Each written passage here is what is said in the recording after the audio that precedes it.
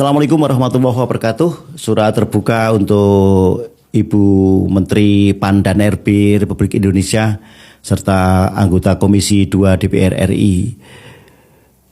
Ramadan tahun ini ada yang berbeda. Bagi calon P3K maupun calon ASN tahap pertama tahun 2024 ini ibaratnya kita mendapatkan hadiah palu godam yang sangat luar biasa besarnya, luar biasa beratnya. Bagaimana tidak, bulan Februari di mana terjadi usulan NIP dari mulai awal bulan sampai akhir bulan, dan bulan Maret semestinya kita sudah mendapatkan hasil dari NIP itu. Ternyata itu menjadi kabar buruk yang kami terima. Penundaan pelantikan ini yang harus kami terima. Terus terang saja saya bersama teman-teman calon P3K tahap pertama ini begitu kaget. Bagaimana mungkin kebijakan itu disampaikan di saat kami sebetulnya sedang menunggu sebuah kepastian. Ibu Menteri, apa yang Anda lakukan apakah sudah difikirkan dan memenuhi aspek keadilan bagi kami?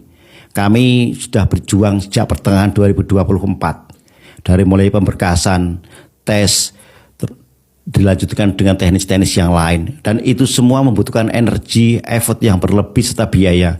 Tidak semua dari kami itu orang kaya. Bisa jadi bahwa sebagian dari kami kadang-kadang harus pinjam uang untuk bisa memenuhi tahapan-tahapan tersebut.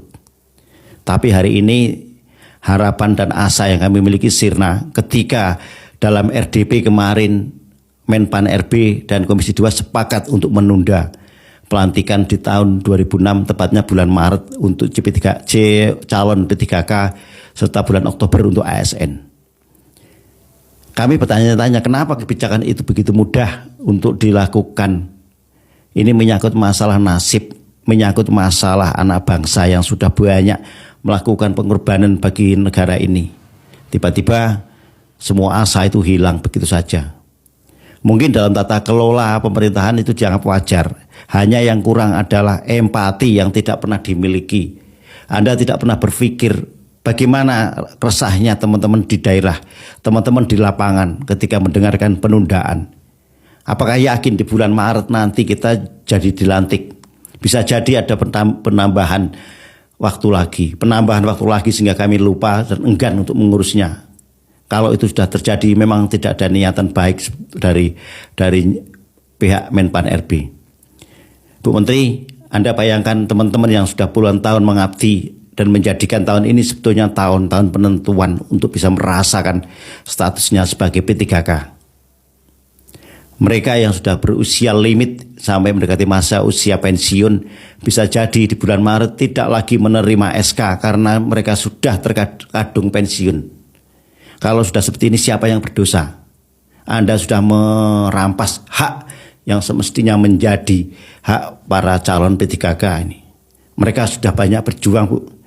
Mereka sudah merasakan sebuah kebanggaan akan dilantik pada tahun ini. Anda mungkin tidak pernah merasakan bagaimana rasanya jadi orang di bawah. Teman-teman bergejolak, kami resah. Kebijakan-kebijakan yang tidak pernah berpihak pada masyarakat. Anggota DPR, saya juga berharap bagaimana mungkin Anda yang dipilih masyarakat memiliki pemahaman-pemahaman yang demikian ceteknya untuk bisa menimbulkan empati bahwa kami sebetulnya menginginkan adanya sebuah hak yang kami terima. Penyusunan kebijakan seperti itu harusnya dikonsultasikan, dikoordinasikan, tidak langsung diketok palu seperti itu. Mungkin menjadi wewenang Anda, tapi kamilah yang akan menjadi korban dari kebijakan yang dibuat. Dikatakan tidak ditunda, tapi realitanya tetap ditunda. Kami harus menunggu 15 bulan lamanya.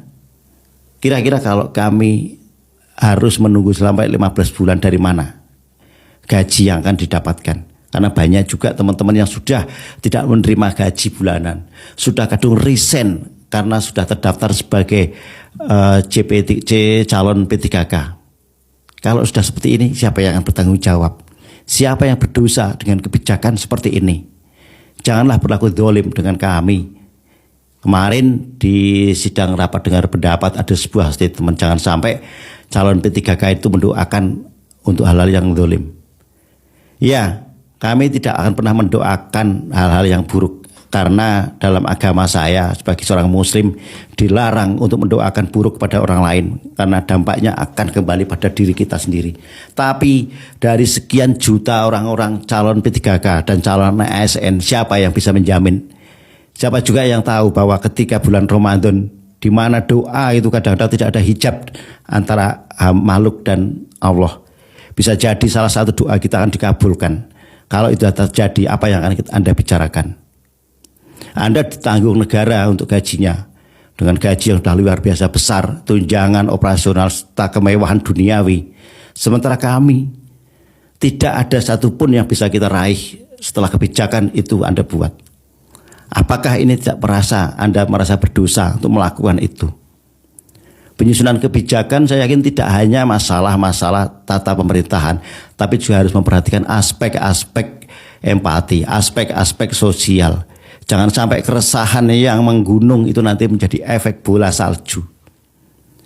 Saya berharap video ini sampai juga kepada Presiden Prabowo agar tahu betapa kebijakan di tingkat bawah yang Anda miliki, di tingkat pembantu Pak Presiden ini juga tidak selamanya bisa diterima, tidak selamanya populis dan tidak selamanya memberikan manfaat bagi masyarakat. Pak Prabowo bisa mengambil sebuah keputusan jika memang memiliki kemauan untuk membela rakyatnya. Jika ini bisa dicabut Pak Prabowo, Anda akan dicatat sebagai presiden luar biasa yang memperjuangkan kepentingan rakyat yang mungkin mayoritas dari kami adalah pemilih jenengan selaku presiden di Pilpres kemarin. Kami berharap